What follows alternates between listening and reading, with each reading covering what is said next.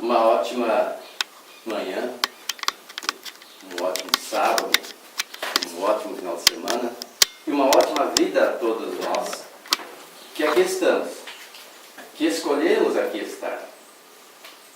Qual o objetivo que nos trouxe aqui? O tema de hoje é ser espírita para quê? Então eu pergunto, quem é que é espírita aqui? Você vai ajudar?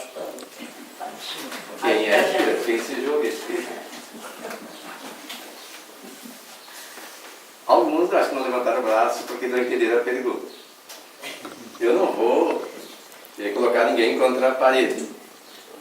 Porque aquele que ouve a doutrina espírita, que a lê, que a estuda e que adota os seus princípios como um meio de se conduzir na vida, está dando os primeiros passos para que se torne um verdadeiro espírita, um bom espírita.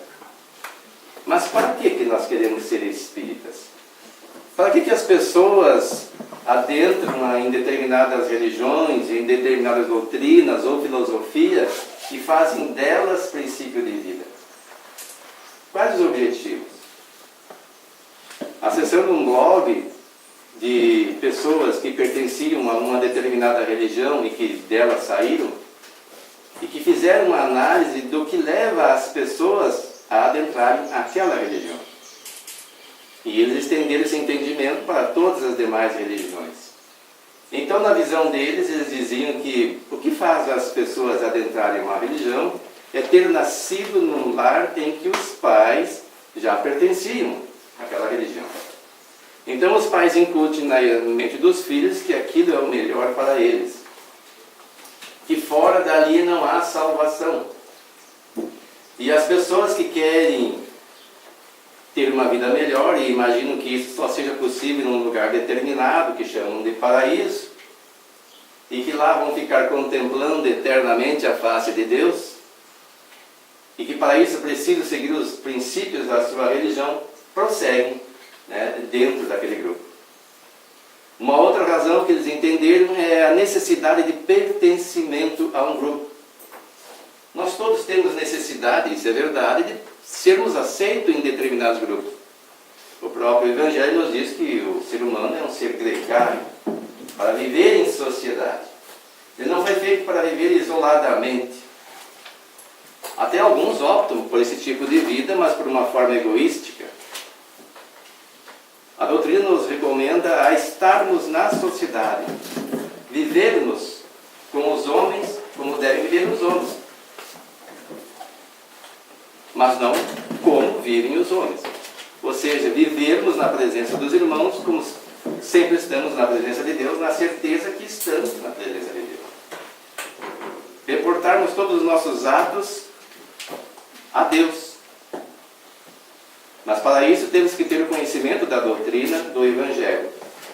Então eles concluíram que uma das razões é a necessidade de pertencimento. Então a pessoa entra na religião para ser aceita por um grupo. Porque ela adota as mesmas ideias, defende os mesmos princípios, então ela está integrada a esse grupo. E isso lhe faz bem. Outra das razões que concluíram é que num determinado momento da vida, quem não está dentro desses dois princípios que fazem com que as pessoas adotem a religião, é a doença, uma dificuldade financeira, um problema de relacionamento. E dentro desta religião eles vão encontrar alguma coisa que os console, que os conforte, e então agarram-se a esta tábua de salvação. Mas dizem eles que na religião que eles adotaram, foram-lhes impostos processos de coerção, ou seja, você faz isso ou você está fora. Se você quer pertencer ao grupo, tem que agir de determinada maneira, senão você estará fora do grupo. E por essas razões resolveram sair. Será que tudo isto vale para o Espiritismo? Eu tive a grata satisfação de hoje chegar aqui e ver o grupo de estudo maior do que a última vez em que aqui estive. É sinal que as pessoas estamos estudando mais o Espiritismo para compreender o que é esta doutrina. O que ela nos traz para embasado nisso, conduzirmos as nossas vidas e aceitarmos ou não o que ela nos dita, como uma regra de conduta para a nossa felicidade. Ela não impõe. O Espiritismo não é de imposição, não é de coerção. O Espiritismo é de revelação das leis de Deus, principalmente a lei de causa e efeito. E não nos diz que fora da doutrina espírita não há salvação. Afinal, que salvação é essa que as pessoas pregam? No imaginário das pessoas que adotam determinadas religiões, a salvação seria no dia do juízo final, que entende que será o retorno de Cristo, com a sua comitiva de anjos, julgar a todos nós e dizer: você fez isso, então você merece o caminho da salvação, que é o paraíso. Você não fez isso, pelo contrário, fez tais coisas, merece ser condenado ao fogo eterno, para o inferno. E com esse processo, separados entes queridos, mães dos filhos, irmãos dos irmãos, amigos dos amigos, porque uns agiram bem e outros não, para a eternidade. E aí nós perguntamos: como é que alguém poderá ser feliz numa região paradisíaca, sabendo que o seu mais amado, mais próximo filho, ou esposo, ou pai, ou mãe, vai passar a eternidade no inferno? É uma ideia de vingança daqueles que veem os outros agirem da forma como gostariam de agir, mas não agem de medo desse julgamento. Mas tem ainda o consolo: eu vou penar por não fazer aquilo que eu gostaria de fazer, que é me esbaldar, mas ele vai pagar. E incute isso nas ideias dos seus seguidores, e esses, por medo do inferno, assim procedem. Então esta seria a salvação que eles apregou, a salvação de não ter que passar a eternidade no inferno. O que o Espiritismo faz? O Espiritismo nos esclarece a lei de causa e efeito, embasada na própria ciência. A ciência nos diz que a cada reação corresponde uma reação em sentido contrário e de mesma intensidade. Se eu dou uma pancada nessa mesa, eu vou sentir o impacto assim como o objeto sente. Se a minha mão é mais frágil que a mesa, as consequências maiores, quem sofrerei sou eu e não a mesa. Quando eu empulo um objeto, eu recebo um impulso contrário da mesma intensidade. Então, tudo que eu faço tem um efeito contrário, correspondente ao que eu faço. Isso é provado pela ciência. E no nosso proceder, isso acontece do seguinte sentido: se eu faço bem, eu vou receber o bem. Como assim? Quer dizer que se eu vou ajudar o irmão, serei ajudado? Até pode ser, mas isso é um raciocínio imediatista, que não é muito diferente daquele dos nossos irmãos de determinadas religiões. Vamos raciocinar. Por que se eu fizer o bem, eu vou receber o bem imediatamente em sentido contrário à minha ação? Porque se eu fizer o bem, porque isso está na minha natureza, e eu faço, quando eu procedo de acordo com a minha natureza, aquilo que eu gosto. Se nós estamos aqui hoje, é porque nós gostamos de aqui estar. Uma vez perguntado na reunião da UME, o que o faz estar no movimento espírita? Eu confesso que nunca havia pensado. E não consegui obter uma resposta razoável. E a Cláudia Scholl nos disse: vocês estão aqui porque vocês gostam de estar aqui. Vocês fazem aquilo que gostam. E é verdade. Nós sempre escolhemos fazer aquilo que gostamos de fazer. Então, quando eu faço bem pelo bem, o Evangelho nos diz que a recompensa está na própria ação, então eu estou agindo de uma forma que me beneficiarei no ato em si, sem esperar recompensas futuras, sem esperar que naquele dia do juízo final, imaginário, Jesus vem nos dizer: meu filho, você fez o bem, então você merece o paraíso eterno. Porque o céu e o inferno, nos revela a doutrina, são estados de consciência. Eu posso estar vivendo o inferno aqui ou o céu. Um meio intermediário. Depende de como eu estou me sentindo. Como que está a minha consciência? E o que é a consciência? A consciência é onde estão gravadas as leis de Deus, segundo o livro dos Espíritos. Mas como assim? Então todo mundo pensa da mesma forma? Não, nós pensamos de formas diferentes, Porque nem todos nós temos um conhecimento mais aprofundado da lei de Deus. Mas todos nós sabemos o que é certo e o que é errado. A consciência nos aponta. Na abordagem inicial, aliás, o irmão José falava aqui que o seu sonho é que todo mundo se congregasse numa única religião. Que todo mundo professasse as mesmas ideias.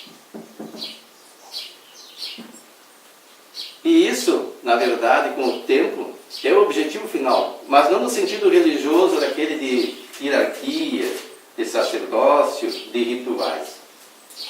E não é isso que o Espiritismo nos prega. O Espiritismo é uma doutrina filosófica, científica. Nós vamos olhar lá o que é o Espiritismo. Kardec diz claramente: o Espiritismo é uma ciência e filosofia, com consequências morais. Então não é uma religião no sentido tradicional do termo, de escalas, de hierarquia, de dogmas. Não é ritualística. Então quer dizer que o Espiritismo não tem ritual nenhum? Nós dizemos que não, mas nós temos alguns rituais básicos. Por exemplo, nós não fazemos nenhuma abertura de trabalho ou de palestra sem uma oração inicial e sem uma oração final.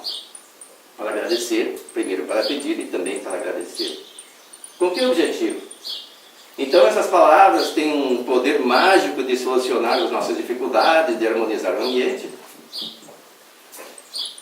Pode ser que sim, no sentido de nos fazer elevar o pensamento e equilibrar as emoções. Mas não são sentidos mágicos. Não são poderes. Não adianta eu ler um texto ou fazer uma prece decorada, ou mesmo improvisada, se eu não sentir. Se eu não vibrar naquela frequência. Nós entendemos pela doutrina que a reflexão diária,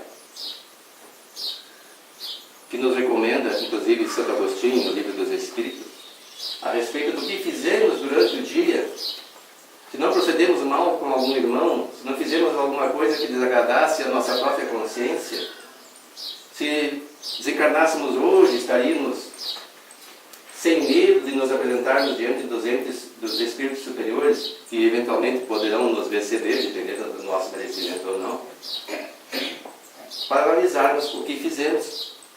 Então, quando nós fazemos essa reflexão, nós mudamos o padrão vibratório. Da agitação do dia a dia, dos compromissos que nos conclamam a resolvê-los,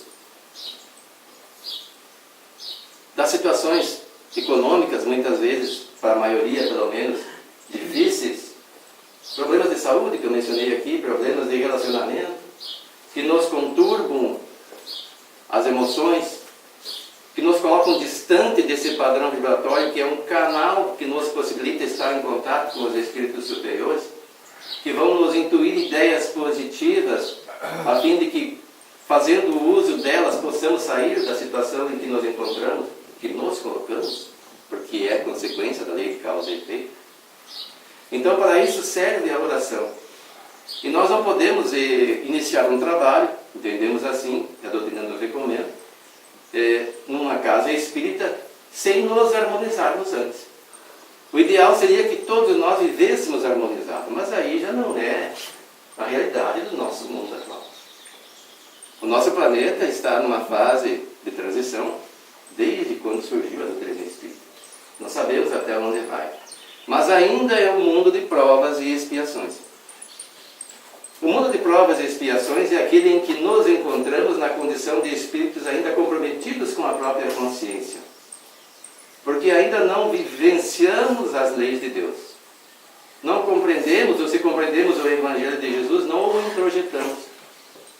Então vivíamos perturbados, imediatistas, preocupados com as coisas materiais, esquecendo das questões espirituais. Não nos damos conta que a vida aqui é transitória e que estamos de passagem. E que aquilo que nos chama mais atenção deveria ser secundário. Deveríamos mais nos preocupar com as questões espirituais, porque essa dizem respeito à nossa vida, que uma vez criados, é para sempre. Jamais morreremos. Morre o corpo, mas nós não. Ainda ontem minha mãe, que tem 79 anos, vai fazer 80 ano que vem, ela disse assim: mas eu não me sinto velha. Eu digo, a senhora não é velha. Eu digo, o corpo sofre as consequências do tempo. Eu vou fazer 60 ano que vem. E às vezes eu penso, mas eu vou fazer 60. Porque quando eu tinha 20 anos, uma pessoa de 27 anos era velha. É uma questão de ponto de vista. Então eu percebo que eu tenho a mesma vontade, às vezes um pouco menor, em razão das limitações do corpo. Mas nós continuamos. Mas então nós estamos voltados para essas questões materiais, esquecendo dessas espirituais. Porque o espírito jamais morre depois de criar. E o que nós levamos quando desencarnamos? Os amigos verdadeiros, aqueles que conquistamos, um dos maiores patrimônios. Aquilo que aprendemos intelectualmente ou moralmente, isso jamais se perde. Pode ficar numa próxima encarnação meio que esquecido, mas na hora da necessidade ele vai aflorar. Ao desencarnarmos, quem vai nos receber? Os nossos amigos, os nossos parentes que estão em condições de assim proceder. Quando nós nascemos, quem nos recebeu? O pai e a mãe, em primeiro lugar. Se os tínhamos, a mãe pelo menos, tínhamos que ter. E os parentes, os amigos, as pessoas que nos amam, que nos educaram. O processo é inverso, mas não é diferente. São as pessoas que nos amam, que já estão nos esperando. E é isso que nós devemos nos preocupar. Mas é o que menos nos chama a atenção. A não ser em reuniões como esta, ou em outras religiões, em que as pessoas naquele momento celebram um pouco. Então é um momento oportuno para que nós façamos a oração, para mudar o padrão vibratório. Volto a repetir, abrir um canal de comunicação com os espíritos que nos querem auxiliar. Especialmente o nosso guia protetor, ou anjo de guarda, segundo outras religiões, que recebeu de Deus a incumbência de nos orientar. Mas que encontra dificuldades quando nos encontramos distante, e isso quase sempre acontece, porque não reservamos momentos para a reflexão. Divaldo Franco revela, em uma palestra que ele faz sentado, porque na época ele estava bem adiantado, isso foi recentemente, que ele tem o hábito diário de fazer uma visualização terapêutica. Inclusive, se vocês forem no YouTube, vão colocar lá, visualizações terapêuticas. Vão encontrar na voz dele, indutiva, de nós criarmos mentalizações de ambientes salutares, visualização de uma paisagem acolhedora, em que nos possibilita mudar o padrão vibratório, visualizar Jesus, pedir a ele aquilo de que necessitamos, sem necessidade de justificativa, porque Ele nos conhece. Ele não precisa que nós digamos a Ele assim, Jesus, me ajuda para que eu possa fazer tal coisa. Não precisa. Ele sabe a nossa intimidade. Mesmo antes de nós começarmos a reflexionar sobre a lei de causa e efeito, Ele já nos conhecia. É o governador do planeta, presidiu a constituição do nosso planeta. Nos recebeu, aqueles que viemos de fora, como integrantes do seu rebanho, e nos prometeu que nenhuma ovelha a Ele confiada se perderia pelo caminho. Nós podemos nos desviar por algum tempo, mas Ele está sempre nos buscando. E Ele conhece as nossas necessidades. Então essa visualização terapêutica é para que nós mudemos o padrão vibratório. E felizes daqueles que adotam alguns momentos de reflexão diária, porque estão mais preparados para os embates do dia a dia. Então para isso servem esses momentos, que embora possamos dizer que sejam ritualísticos, não podemos abrir mão deles. Então, para nos harmonizarmos, entrarmos em sintonia e desenvolver da melhor forma a atividade, ou seja, de estudo, ou seja, de uma pregação doutrinária, como estamos aqui fazendo, com um canal de comunicação que nos intui sobre o que vamos dizer, sobre as reflexões que precisamos fazer a respeito do estudo, sobre os recursos que precisamos quando vamos sair para um trabalho de socorro de alguém, precisamos estar amparados. Não podemos nos julgar independentes e capazes de enfrentar qualquer situação sozinhos. jamais mandou um dos seus apóstolos sozinho para uma missão. Pelo menos 2, para que um fortalecesse o outro. Se formos ler as obras de André Luiz, nas caravanas sempre havia uma equipe protegida, adredemente, ou seja, anteriormente preparada para a tarefa. Não podemos sair sem preparo adequado. E a oração nos facilita isso. E ao final a oração é o agradecimento pelo socorro recebido, pelas reflexões que nos foram oportunizadas, por podermos estar aqui com a mente suficientemente aclarada para fazermos as nossas análises e reflexões. Enquanto muitos não têm, em algumas situações, capacidade sequer de entender o que acontece ao redor, não como punição, mas como um processo expiatório, para que possam, durante esta encarnação, parar um pouco e depois fazer uma análise, quando retornar ao plano espiritual, sobre as causas desse padecer. Porque creiamos, meus irmãos, creiamos, não saibamos, que qualquer pessoa que não pode se comunicar conosco devido às dificuldades do cérebro, por exemplo, o nosso irmão Raul Teixeira, vocês acreditam que ele agora, nesse momento, ele não tem o mesmo raciocínio que tinha quando verbalizava para nós os seus conhecimentos? Acreditam que ele não percebe o que acontece ao redor, o que as pessoas sentem em relação a ele? Ele apenas não tem o equipamento, mas nas condições que tinha, que é o seu cérebro, em razão do AVC sofrido. Então, qualquer irmão nosso, eu faço uma análise, em situação que esteja, que parece não estar percebendo o que acontece ao redor, não é verdade. Percebe. Quem já esteve em coma pode relatar as suas experiências. As pessoas ao redor podem falar dele como se ele estivesse distante, mas não, ele está ali, ele está presente. E espiritualmente percebe. Então, mesmo que nós passemos uma vida incapacitados de nos comunicarmos, nós perceberemos o que acontece ao redor. E isso para nós é um mecanismo para nos reeducarmos. Para depois de superar essa fase, analisarmos as causas desse processo. E evitarmos com que elas sejam realimentadas. Então o Espiritismo veio para nos orientar principalmente acerca da lei de causa e efeito. Então por que nós queremos ser espíritas? É para nos deleitarmos com os fenômenos, com o conhecimento? Tem uma palestra de Haroldo Dutra Dias que nos alerta sobre grupos de estudo que ele observou, de pessoas que se debatem sobre o corpo de Jesus. Querem saber se o corpo de Jesus era realmente físico ou se era só uma manifestação do Espírito numa materialização.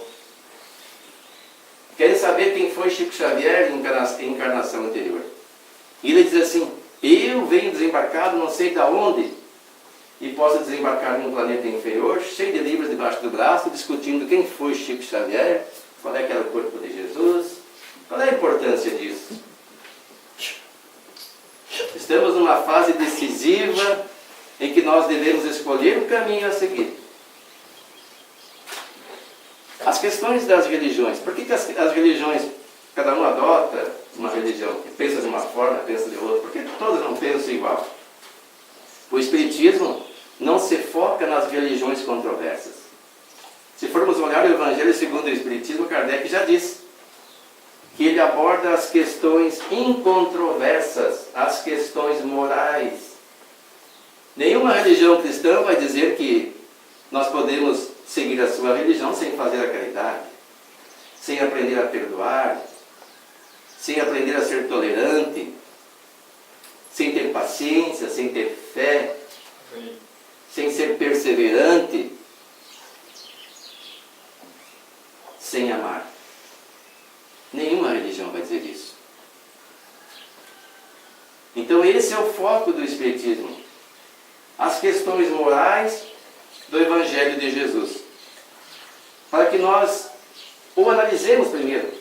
E o Espiritismo diz que procura desenvolver em nós a fé raciocinada. O que é uma fé raciocinada?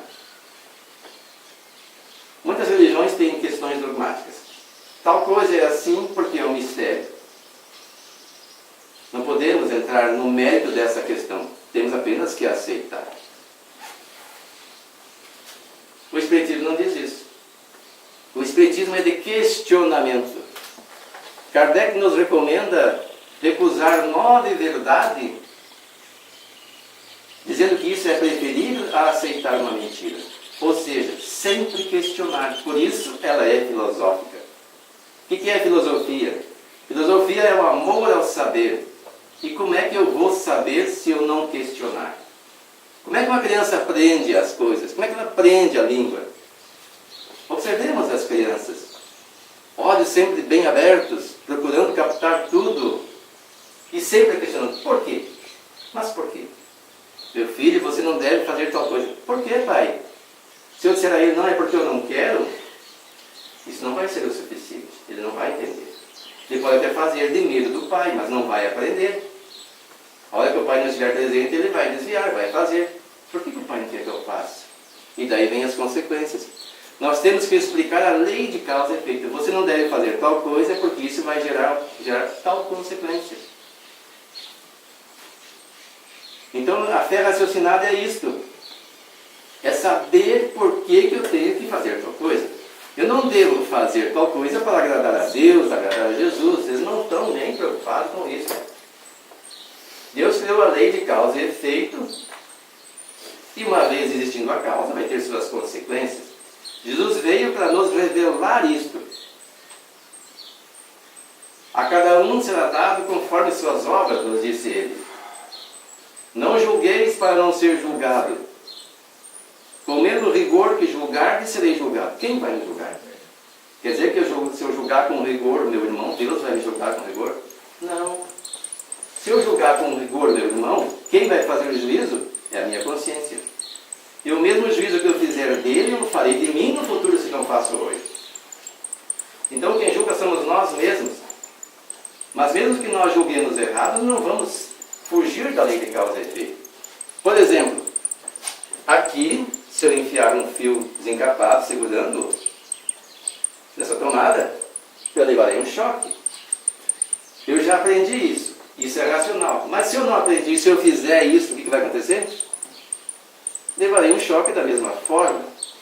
É lei da física, é lei de Deus. Então eu sabendo ou não as consequências dos meus atos, eu sofrerei as consequências. O que Jesus veio nos dizer é que assim acontecem os fenômenos da nossa vida. Veio nos alertar. Veio nos trazer o seu Evangelho, que é a boa nova, ou seja, as informações de que precisamos para evitarmos esses tipos de acidentes, fisicamente, claro que ele não veio nessas questões materiais, mas espirituais. Então o Espiritismo tem este objetivo. E se nós procuramos ser espírita, nós vamos começar a vivenciar.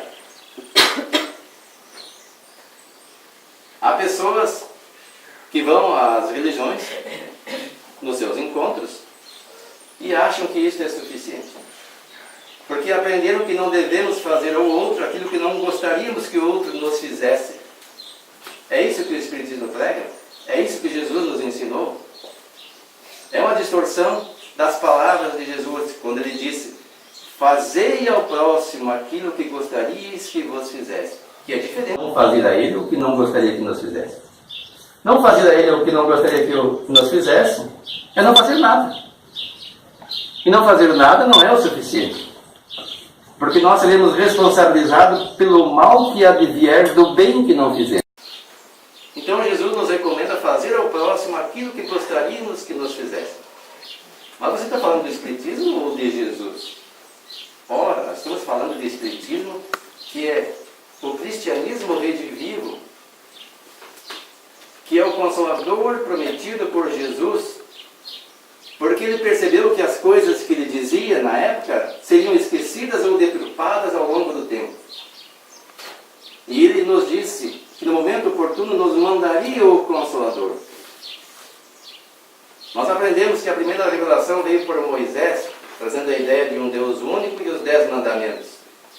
A segunda revelação foi Jesus trazendo a ideia de um Deus Pai, não um Deus vingativo, um Deus dos exércitos, mas um Deus de amor, nos ensinando o perdão, a solidariedade, a fraternidade e a igualdade.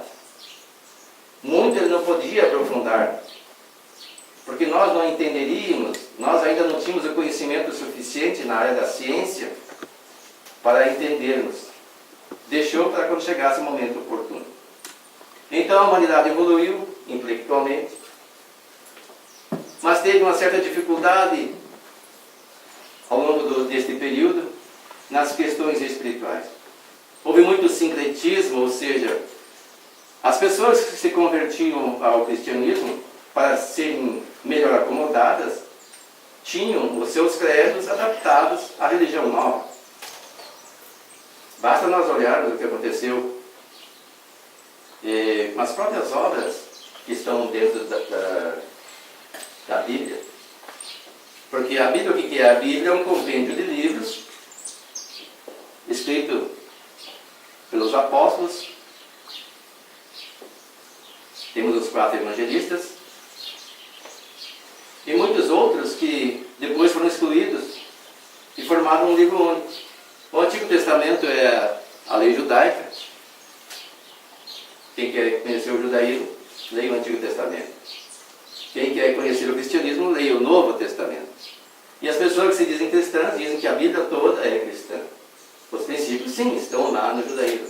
Mas se formos ler, não que seja o judaísmo, mas que está lá no Antigo Testamento, nós vamos ver muitas controvérsias que levam à descrença, que levam ao ateísmo. Um dos maiores defensores do ateísmo diz que estudou a Bíblia por 20 anos, pretendia ser pastor. E encontrou tantas contrariedades que acabou por se convencer, entre aspas, de que tudo isso é ilusão, que é uma balela, e hoje é um profundo defensor do materialismo. Inclusive prega isso para as crianças. E ele debate com as pessoas que se dizem religiosas. E os debates que eu assisti, pelo menos, ele sempre vence. Porque ele tem conhecimento, mas não conhece o Espiritismo, não se debruçou sobre a doutrina espírita, que veio esclarecer os pontos que foram deturpados ao longo do tempo. Por isso Jesus disse que mandaria o Consolador, que faria relembrar tudo o que havia sido esquecido e muitas outras coisas que ainda não podiam ser ditas. Porque aquele que estuda o Espiritismo profundamente e reflexiona a seu respeito, dificilmente vai deixar de ser espírita. Porque ele encontrou ali um guia seguro para o seu proceder. Ele dá esperança no futuro, que lhe prepara para os embates da vida, que lhe esclarece os porquês das situações que enfrentamos e quais as soluções que devemos encontrar. Não lhes diz o que deve fazer, mas que ele deve raciocinar e escolher. Mas lhe diz que dos seus atos ocorrerão consequências, boas ou más, de acordo com o seu proceder. Então, para isso, meus irmãos, acreditamos nós, é que nós procuramos ser espíritas. A propósito dessa pessoa que eu mencionei, que estudou por 20 anos a Bíblia, eu vi um debate. Não dá para dizer que é um debate, mas uma pessoa que ligou para ele tem um canal de televisão, e ela estava revoltada pelas suas pregações. E aí entraram nas questões religiosas, e essa pessoa lhe faltou argumento, e ela disse assim: se eu pudesse ir aí, te dava um soco nessa cara gorda em nome de Jesus. E ele só deu um sorrisinho irônico assim, mas disse: mas ele não disse para dar outra face? Então vejam bem que ele conhece mais profundamente o que está na Bíblia do que aquele que se diz cristão. Então o cristianismo não é diferente do espiritismo. Pelo contrário, há pessoas aí fora que acham que o espiritismo é uma seita, alguma coisa satânica, e que deve ser abolido até condenado. Não o fazem porque a Constituição não permite. A propósito, por que nós nos dizemos da religião espírita? Se nós formos olhar, eu volto aqui à questão da obra O que é o Espiritismo. Kardec diz que o Espiritismo é ao mesmo tempo uma ciência de observação e uma doutrina filosófica. Como ciência prática, ele consiste nas relações que se estabelecem entre nós e os espíritos. Como filosofia, compreende todas as consequências morais que demandam dessas mesmas relações. E daí ele define, podemos defini-lo assim: o Espiritismo é uma ciência que trata da natureza, origem e destino dos espíritos, bem como de suas relações com o mundo corporal. E lá na Revista Espírita de 1868, abordando novamente a questão, ele diz assim: o Espiritismo, não tendo nenhum dos caracteres de uma religião, na concepção atual da palavra, não poderia, nem deveria se ornar de um título sobre o valor do qual, inevitavelmente, seria desprezado. Eis porque ele se diz simplesmente doutrina filosófica e moral. Mas então por que nós dizemos religião espírita? Aí se formos estudar a história, no começo do século passado, no início de 1900, o espiritismo ainda nascente no Brasil era perseguido. Era muito difícil se dizer espírita. As pessoas tinham o espiritismo como feitiçaria, como obra do mal, e a própria lei permitia com que fosse perseguido até presos das pessoas.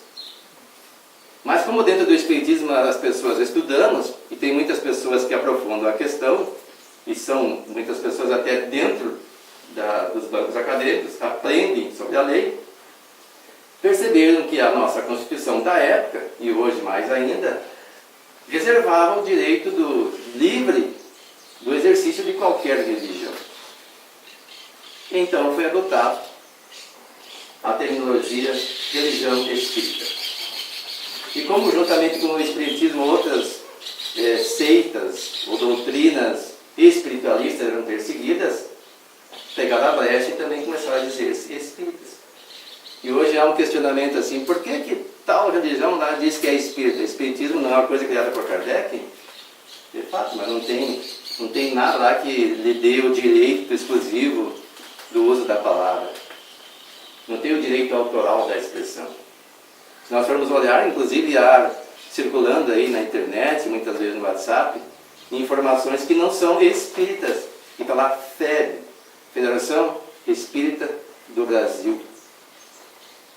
E a pessoa, pô, se a FEB fez, é sério. E aí começa a divulgar. E eu já vi isso dentro do movimento espírita. E eu me preocupei porque, estou revelando aqui um fato que aconteceu, dizia ser um espírito superior, mas eu percebi que a mensagem era mais alarmista do que de cautela dos dias atuais. Criava pânico nas pessoas. Aí entrei no site da FEB, não encontrei nada, liguei para lá. Aí eles me disseram que existe a outra FEB, que é essa. E existe a FEB, Federação Espírita Brasileira, que é a nossa. E nada disso impede que ambos se digam espírita. Então temos que ter o cuidado de verificar aquilo que divulgamos.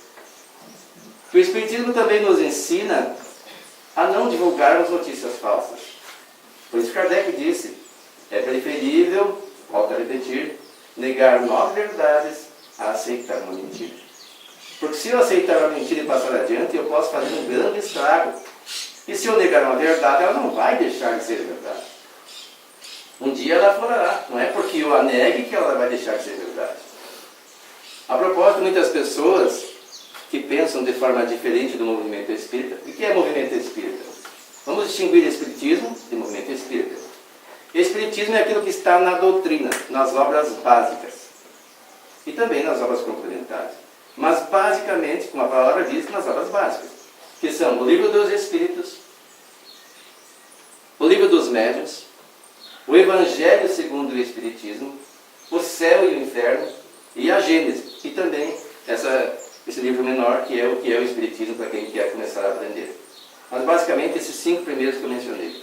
Se estiver fora dali, não é Espiritismo. E movimento espírita o que é?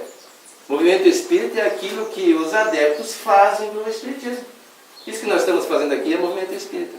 As palestras, as práticas e até alguns rituais que nós inserimos, que não deveríamos inserir, com exceção da oração, faz parte do movimento espírita. O Clube do Livro, tudo isso faz parte do movimento espírita. Então, o Espiritismo é isto, a doutrina básica. Ele nos traz as informações que nós precisamos, e se nós compreendermos exatamente o que Ele nos diz, nós poderemos viver felizes. E teremos argumentos, se nos derem abertura, para justificarmos o nosso proceder, que não é numa fé cega, mas raciocinada. Eu não creio, porque crer, eu creio hoje, amanhã eu não creio mais, vou acreditar em outra coisa. Eu sei que se eu botar o dedo nessa tomada, leva um choque. Porque eu já levei o choque, ou porque vi alguém levar o choque. Está provado. Agora eu posso crer numa coisa que não tem prova. E aí as pessoas entram a debater as questões de quem foi Chico Xavier na outra encarnação. Quem é que pode provar? Eu posso dizer qualquer coisa. Se Jesus tinha um corpo físico ou etérico, quem é que vai provar? Então não podemos entrar nessas questões de difícil ou até impossível comprovação. Porque nós perderemos. No começo do livro dos Espíritos, Allan Kardec começa a questionar. Primeira pergunta: que é Deus? E os Espíritos nos respondem: Deus é a inteligência suprema, causa primeira de todas as coisas. E aí ele começa a aprofundar mais o questionamento sobre Deus, até que os Espíritos alertam, para que não nos aprofundemos demais, porque não encontraremos explicações plausíveis, porque nós não temos o discernimento. É como querer ensinar as cores a um cego, se ele nunca viu a luz. Como é que eu vou dizer o que é o vermelho e o que é o amarelo? Então como é que os Espíritos nos vão explicar exatamente quem é Deus? Não há como. Então eles nos recomendam que nós fiquemos mais nas questões espirituais, compreendemos-nos a nós mesmos, e isso já é difícil. E se nós começarmos a estudar a lei de causa e efeito e reflexionar a respeito dela, então nós vamos encontrar a razão básica do porquê ser espírita, ou ser espírita para quê. Então eu vou ser espírita para encontrar maior equilíbrio, para encontrar maior harmonia, para bem viver com o meu semelhante, para me tornar um homem de bem. O que é um homem de bem? É aquele que cumpre a lei de justiça, de amor e de caridade. Onde está essa justiça? A nossa consciência. Mas se quisermos estudá-la, vamos estudar no livro dos Espíritos, que fala das leis morais, no capítulo 11. Lá explica o que é a lei de justiça, amor e caridade. Isso é ser um bom espírita. Mas como se reconhece um bom espírita? Quer dizer que um bom espírita é aquele que faz 100% do que manda a lei de amor, justiça e caridade? Alguém faz. Eu me recordo que, na minha juventude, eu primeiro aprendi o catecismo por cima, sendo na Igreja Católica. E lá eu aprendi sobre o juízo final, que nós íamos para o inferno ou para o céu, de acordo com o nosso proceder. E aprendi também sobre essas questões morais, o Evangelho de Jesus. E me via já na infância, menininho que eu era, incapaz de seguir 100% o Evangelho de Jesus, porque frequentemente eu me encontrava agindo de forma contrária àquilo que aprendera. E isso me incomodava. Me sentia perdido. Mais tarde, nós frequentamos por muito pouco tempo aqui o Centro Espírita com o irmão José Delfino Nascimento, aos domingos. Adorava ir lá, mas não para aprender o Evangelho, porque eu não tinha muito discernimento. Só brincar, para jogar bola. Se continuasse ali, ia aprender mais tarde, nos grupos de estudo, da evangelização. Mas, como eu disse, há pouco, não sei com quem que eu conversava aqui, meu pai mudava muito, em razão do seu trabalho. Nós ficávamos no máximo 2 anos na cidade. Então, no Paraná, de imediato, nós encontramos um centro espírita, que era a predileção dos meus pais. Eu ainda não tinha predileção nenhuma. E para não ficar sem religião nenhuma, nós adentramos umas igrejas protestantes. E lá não diferia muito do catolicismo, apenas tinha os seus dogmas, um pouco diferentes. E daí me convocavam a aceitar Jesus. E naquela igreja, aceitar Jesus era o primeiro passo.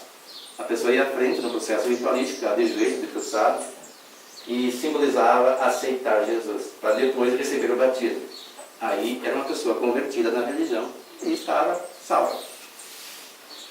Mas eu analisava os requisitos para pertencer àquele grupo, a ideia do pertencimento. Eu não podia ouvir música que chamava do mundo, Música do mundo é tudo que não fosse da igreja. Não podia ler nada que não fosse da igreja. E eu adorava ler um gibizinho. E sempre gostei de música, sou muito eclético, de vários tipos. E não me via capaz de seguir 100%. Mas vai lá, aceita Jesus, Deus. Eu digo, não posso ser hipócrita, eu nunca aceitei. Aí depois, mais tarde, a mãe descobriu um centro espírita, lá em Rio Negro. E aí revelaram ao presbítero, que chamava, um senhor que vinha de Curitiba, fazer os cultos na igreja. E o pai disse, olha, nós voltamos para o espiritismo enquanto agora. Eu fiquei com tanta vergonha que já estava aceitando a minha ideia, era ser pastor, né? E coitado, esse irmão veio lá tão longe, eu disse, o pai se perdeu. E a mãe me levava lá receber o passe e vinha as irmãs, botavam a mão assim, e eu sentado. Me recorda, eu devia ter ali uns 10 anos, um pouco mais. Eu olhava e pensava assim, mas como é que pode ser tão fingido? Eu pensava assim, como é que pode ser tão fingido? Porque eu aprendi lá, naquela religião, que o espiritismo se comunica com os mortos. E, meu Deus, que abominação se comunicar com os mortos. E nós sabemos que mortos não existem. Existem espíritos, nós somos espíritos encarnados, que Kardec preferiu chamar de almas, porque estamos encarnados. E os espíritos desencarnados, que somos nós, depois que deixamos o corpo físico. Há pouco conversávamos ali fora, tem um irmão aqui que é transplantado, lá no fundo, né? Recebeu um fígado. Minha irmã recebeu um rim há um pouco mais de um mês. E eu conversava ontem, eu acho que com a Irene, eu digo assim, que coisa interessante, né? A gente acredita que nós somos este corpo. Como é que nós recebemos parte do outro e o outro não está em nós? Aí está mais uma prova que o corpo é só um veículo de manifestação nossa, que a física quântica começa a revelar como observador. Eles não chamam de espírito. Recomendo para quem tem acesso um vídeo no YouTube que se chama Quem Somos Nós? Se não me engano é 2 horas e pouco, ou 1 hora e pouco, não recordo. É bem interessante. A primeira hora é bastante científico. É meio para quem não tem um conhecimento maior das questões acadêmicas. É difícil de compreender. Mas tenham paciência. Porque ele tem as questões, tem dublado e tem em inglês com legenda. E a imagem é muito boa. Tem questões assim que eles explicam e depois tem uma representação. Então ele não é tedioso. E depois de passar 1 hora, é como se nós estivéssemos ouvindo uma palestra espírita. Eles falam sobre o observador, é só trocar o observador por espírito. E eles provam, inclusive, que o nosso pensamento é que faz que as coisas aconteçam como acontecem. Que nós temos a capacidade de mudar até as propriedades da matéria. Tem a experiência da dupla fenda, não vou adentrar na questão aqui. Até podem encontrar escrito também na internet, que prova que a matéria comporta-se de acordo com o que a pessoa acredita que ela deva se comportar. Uma vez posto no observador, ela tem um comportamento. Quando não tem observador, ela tem outro. E repetem essas experiências, trocando as pessoas. Tem um exemplo, assim, um microscópio eletrônico, a menor partícula de matéria, que é o elétron, é observado. Um outro observa um outro elétron. Como são partículas idênticas, teriam que ter o mesmo comportamento.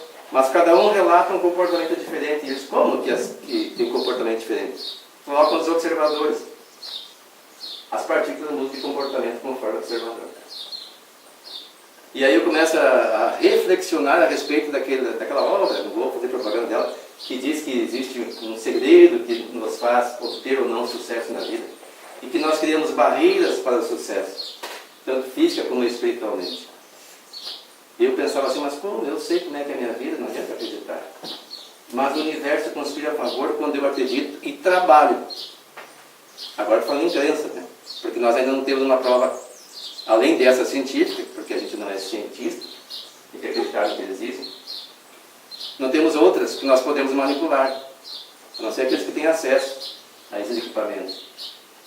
Então, quando nós colocamos a vontade e a certeza de que vamos obter um resultado, nós conquistamos. Se eu hoje tenho dificuldade nas questões morais, me sinto inferior em razão disso. E muitas vezes até me sinto hipócrita por falar aquilo que não faço. Posso esmorecer. me achar incapaz. O nosso modelo de guia é Jesus. Mas nos sentimos incapazes de agir como Ele hoje.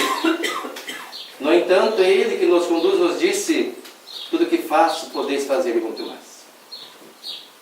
E Jesus jamais disse uma coisa que não fosse verdade. E se Ele nos disse isso, é porque nós podemos. E se nós podemos, não o fazemos porque não queremos, porque não temos vontade.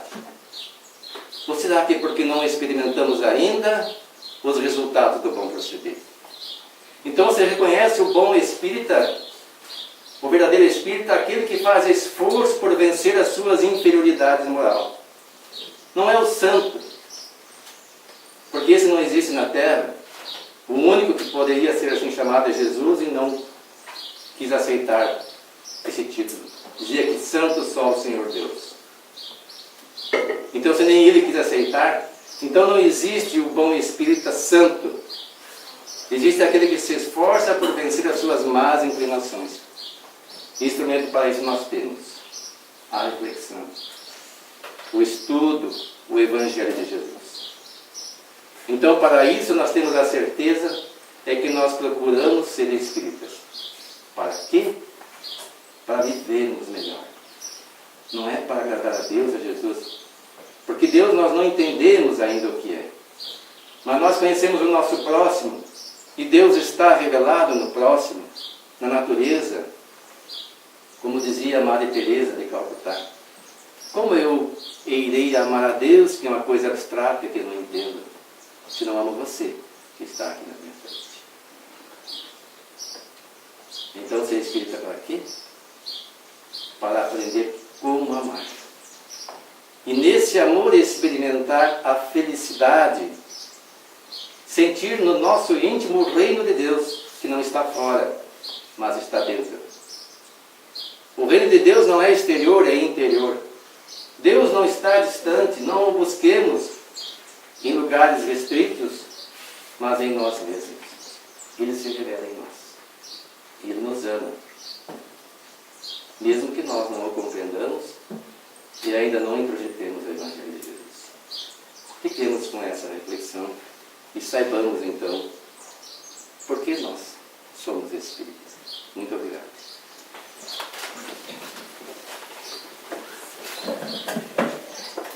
Agradecer as palavras que o Simão trouxe para nós, para enriquecer o nosso conhecimento, esta semente que ele veio lançar aqui em cada coração, e que nós possa cuidar dela para germinar, que a parte dele ele fez, agora está em nós, que nós possamos zelar por essa semente.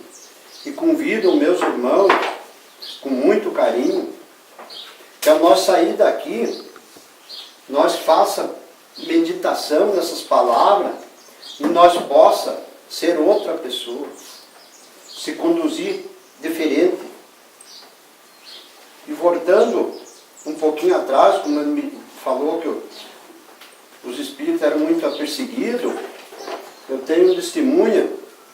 Para quem conheceu o meu avô Pedro Faria de Araújo, ele foi preso e acho que foi até torturado. Tem uma lenda que diz os mais antigos, que isso eu não vi, que uma madrugada o delegado mandou o praça abrir a porta para entrar lá, acho que para torturar ele. E quando entrou, caiu no chão. Diz que ele mais que depressa levantou e levou as mãos e orou. E ele levantou. Simplesmente ele disse: larguem esse homem, que esse homem é de Deus. Isso aí não foi ele que contou, mas é contado dos mais antigos, e muito aqui do senhor conheceu. Era analfabeto, ele não sabia nem a letra O. Pedro Faria de Araújo. Então esse é um testemunho que eu quero revelar, não é se basear para dizer que ele queria ser o nome dele, mas revelar o que o nosso irmão falou, testemunhar. Então ficou para nós essa reflexão, e as portas aqui estão abertas. Quando nosso irmão puder comparecer, que eu tenho certeza que ele voltará, e muitos outros Wilson passarão por aqui. Certeza. Que isso é enriquecimento para nós. Eu passo a palavra para a nossa vice-presidente fazer o encerramento e alguma colocação dela. Então, nesse momento, nessa hora, depois dessa palestra maravilhosa, que recebemos novamente na nossa casa seu Wilson, sua esposa Helene, e que eles possam levar também junto a eles, ao Fé Esperança, que também é a nossa casa do coração, que também, quando sempre posso ir lá, sempre vou fazer parte daquela casa. Então, agradecemos a todos os irmãos que atenderam o nosso convite, que vieram, que possam levar um pouquinho desse conhecimento. Porque primeiro temos que fazer, como disse Santo Agostinho, conhece-se a ti mesmo. Fazer a nossa reforma íntima, para nós poder então andar de acordo com as leis divinas e a lei da nossa consciência. Então, neste momento, querido mestre, vamos agradecer por tantas graças alcançadas e recebidas durante esse mês que já passamos, esse mês que inicia hoje, dia 2 de dezembro, que nós possa ter um mês de reflexão do nascimento de Jesus, do Natal, da ajuda aos nossos irmãos menores, que nós possamos, então, através da nossa oração ou daquilo que nós podemos alcançar em auxílio dos necessitados. Assim, nesse momento, então vamos agradecer o nosso Mestre Jesus, uma prece que Bezerra de Menezes sempre fazia em agradecimento, e nós também vamos agradecer tantas graças alcançadas e recebidas. Jesus, permitir que possamos trilhar nosso caminho, tão privado de luz e espinho, com a coragem e o atento necessário, que teu Espírito sublime concilia para nós as benções de amor e de fraternidade, a fim de podermos transmitir aos nossos irmãos que sofrem. É isto que solicitamos de tua eterna bondade. Que assim seja. Então, eu estou solicitando a bondade do nosso Mestre Jesus e as bênçãos divinas, e acompanhe de cada um dos irmãos ao retornar dos vossos lares, junto de vossos familiares, hoje e sempre. Que Deus nos abençoe e nos proteja. Que assim seja.